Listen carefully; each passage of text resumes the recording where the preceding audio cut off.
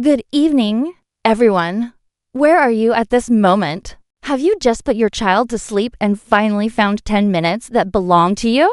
Or have you just finished working overtime and are on the subway home? Or maybe, like me, you are sitting alone by the window, looking at the lights of countless homes outside, wondering, is there anyone in this world who is keeping a light on just for me tonight? I want to share a letter with you.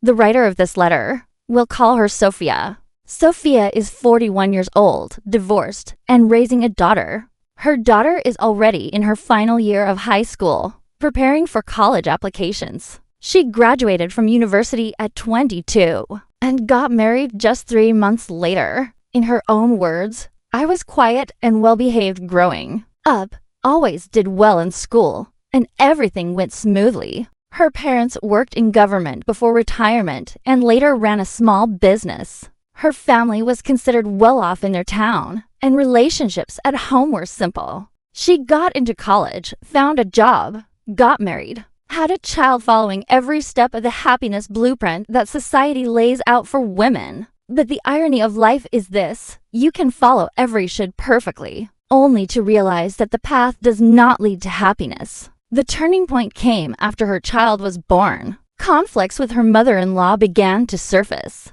This is nothing unusual throughout history and across cultures. In-law conflicts are always the most dramatic part of family stories. But Sofia's situation was even more complicated. The house she shared with her ex-husband was built right next to her in-laws' home, a townhouse sharing a common wall. Can you imagine that suffocating feeling? When you say something to your husband, his sister next door hears it and storms over to argue with you. When you and your husband have a disagreement, she calls to instruct her brother on what to do. And her husband, he listens to his mother and sister in everything. No matter how unreasonable they are, he always says they're not wrong. Sofia suggested moving out. He refused. Then he became physically abusive. In 2014, they divorced.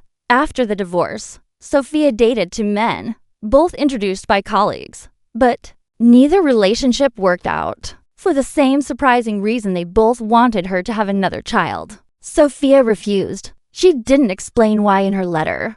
But I think a woman who has climbed out of a painful marriage, who has raised her daughter alone to her final year of high school, understands all too well what having another child would mean. It would mean once again putting her body, time, energy, and finances on the line for a man. It would mean turning the stable life she worked so hard to build back into something fragile. It would mean that her daughter, who is at a critical stage preparing for college, would have to face a major family change brought by a newborn. It's not that she can't have another child. She simply doesn't want to take that risk again, so she chose to be on her own. She put her energy into her job and a side business. She works at a government office in a small town in the United States and also runs a side hustle, earning about $150,000 to $160,000 a year. After covering daily expenses for herself and her daughter, she saves around $100,000 annually. Now, she owns one house in the small town and another in the city, with over $400,000 in savings. At the end of her letter, Sofia asked me, I'm 41, divorced with a child. Can I still pursue happiness?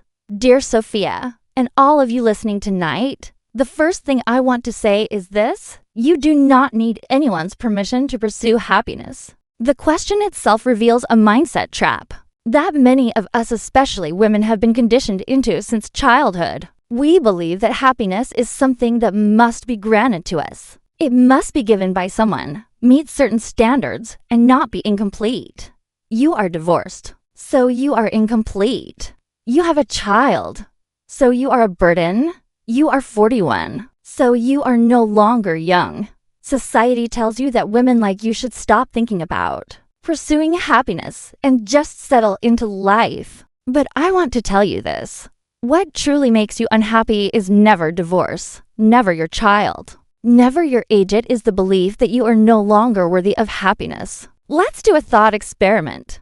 You got married at 22. That was a choice in your life. You got divorced in 2014. That was also a choice. You chose not to stay in a relationship filled with control, violence, and suffocation, but to leave. That is not failure. That is courage. You raised your daughter on your own. Not only did you raise her, but you've brought her to her senior year of high school, about to enter university. That is not a burden. That is an achievement. You worked 2 jobs, earning $150,000 a year, saving $100,000 annually, and owning 2 properties. This is not a struggling single mother.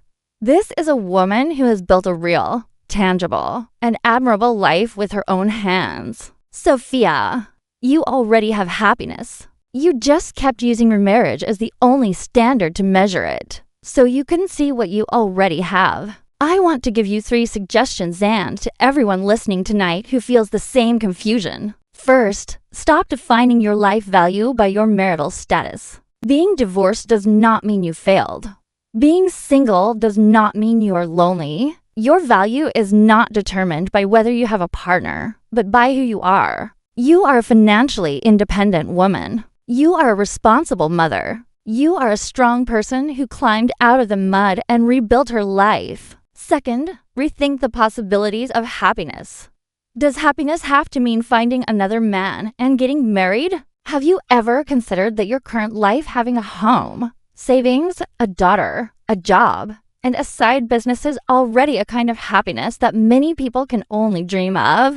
You said you save $100,000 a year. In the US, that already surpasses many dual-income households. Happiness does not have only one form. Third, if love comes again, bring your negotiation list. As a 41-year-old woman with a child and assets, you need to be more clear-headed than you were at 20. In your next relationship, ask clearly, do you accept my daughter?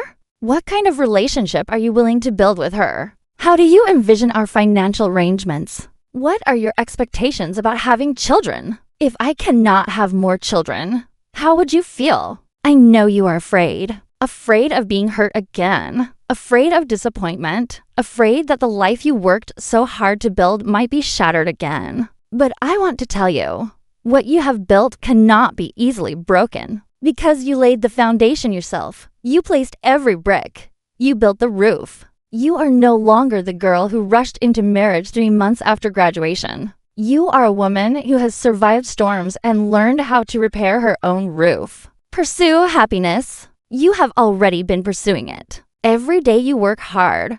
Every evening you share a meal with your daughter. Every time you save money or buy property, you are building your happiness. If love comes, you welcome it. If it doesn't, you are still whole. Because happiness is never a destination, it is a capability. And you already have it. Everyone, after hearing Sofia's story, I want to ask you a question on the path to happiness.